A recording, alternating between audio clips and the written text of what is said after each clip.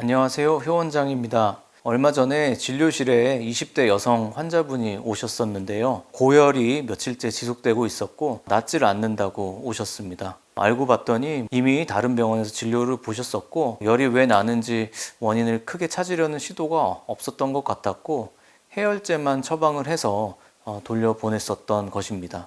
또 심지어 열이 나는데 좀 안정을 취하라는 의미인지 신경 안정제까지 처방을 해서 드셨던 상태였습니다. 그렇게 며칠을 보내다가 열이 나고 몸이 너무 컨디션이 안 좋아서 저에게 오셨던 것인데요.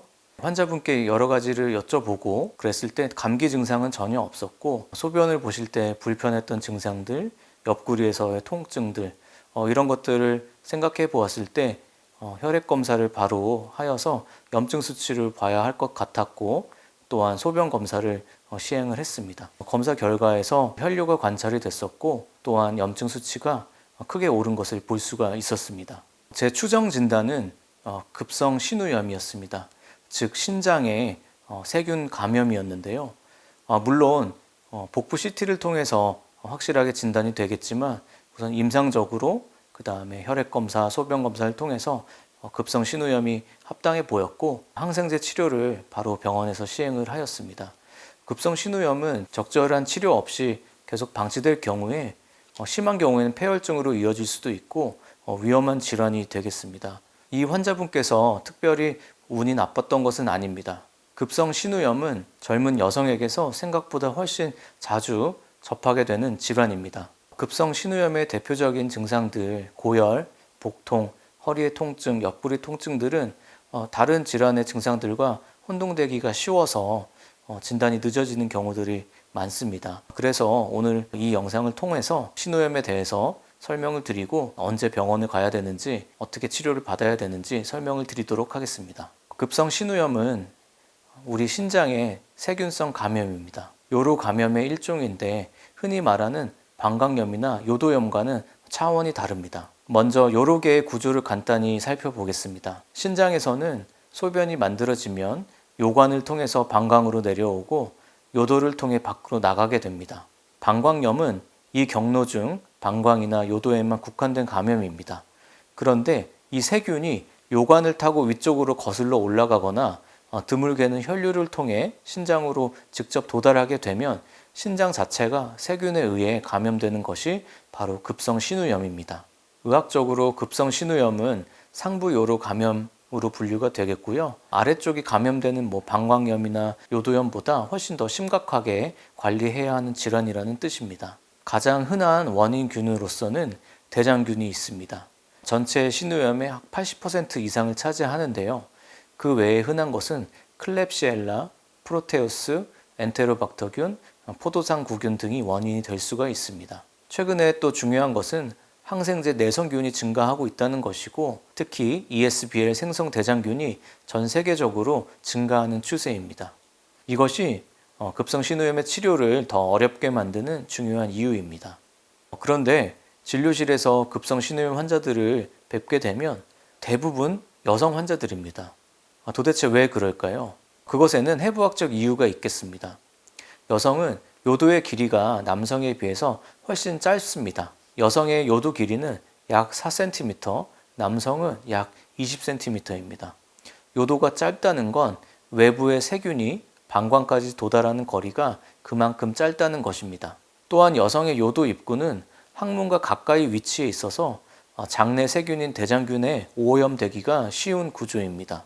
또한 성생활이 활발한 또 젊은 여성들에서 요로 감염 발생률이 높다고 알려져 있는데요.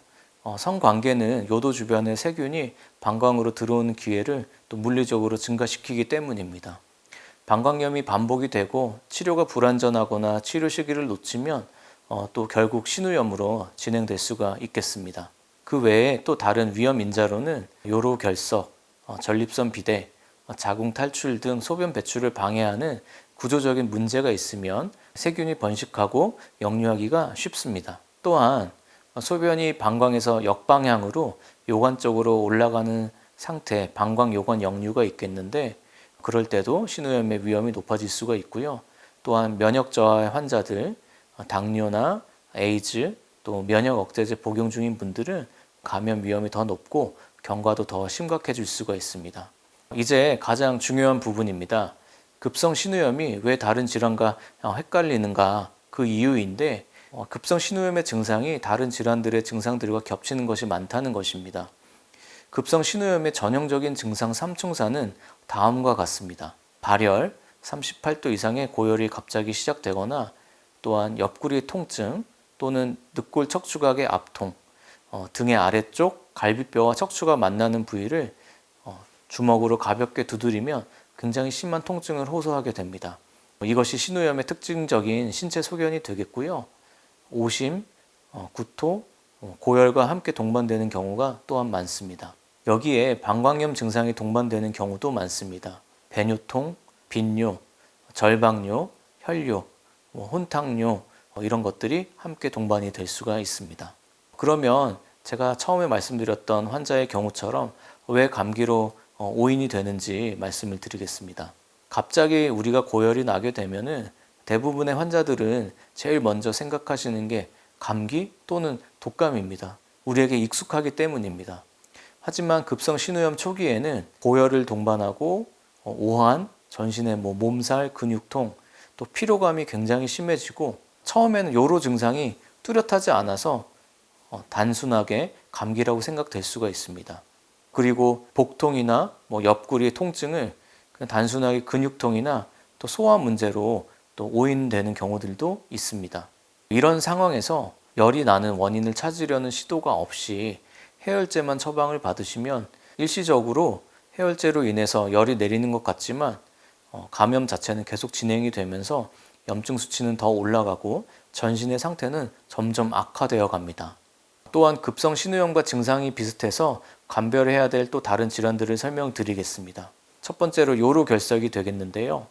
옆구리와 하복부의 심한 통증이 특징적이고 급성 신우염과 비슷하게 혈뇨도 동반이 될 수가 있습니다. 요로 결석은 극심한 산통의 특징이고 발열이 없거나 경미한 경우가 더 많습니다. 반면 요로 결석에 2차적으로 감염이 동반되면 신우염이 함께 생길 수가 있어서 그때는 더 면밀한 진단 검사가 필요하겠습니다. 또한 급성 충수염과도 감별이 필요하겠는데요.